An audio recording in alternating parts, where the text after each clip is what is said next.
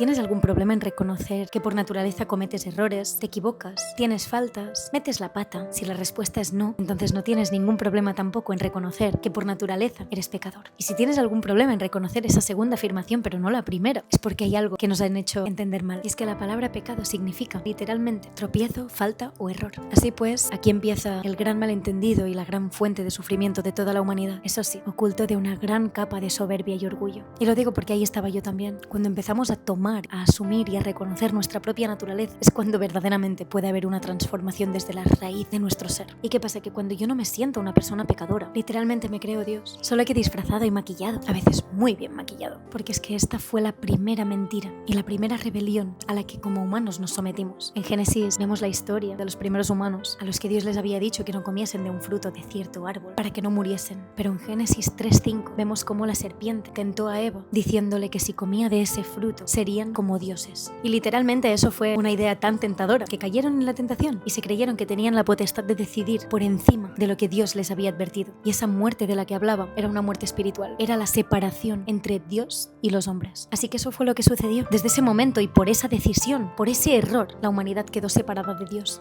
Así que cuando empezamos a asumir nuestra naturaleza pecaminosa, empieza un gran proceso donde ese orgullo y esa soberbia empiezan a desvanecerse y hay un gesto interno en el que la cabeza empieza a agacharse, en el que empieza a florecer la humildad de dentro de ti. Esa humildad de reconocer que tú como humano siempre vas a tener esa naturaleza. Y aquí es donde entra la figura de Dios, porque Dios, el Dios creador, es la perfección absoluta que te ha creado a ti y a mí, que ha creado el cielo y la tierra, que ha creado todo lo habido y por haber.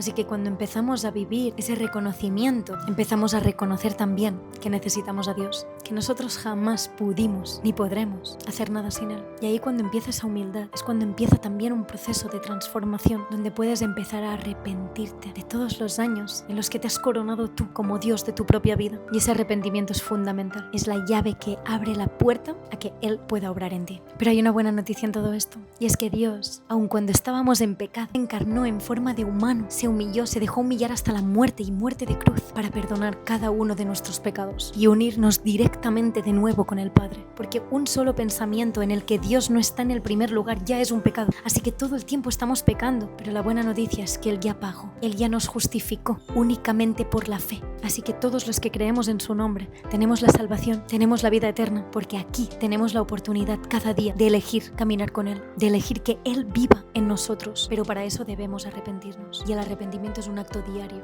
porque hasta que no nos arrepentimos, dice la palabra, que estamos muertos, que estamos esclavizados del pecado y que únicamente Él nos hace libres. Y sí, la verdad existe y está en el nombre de Jesús. Amén.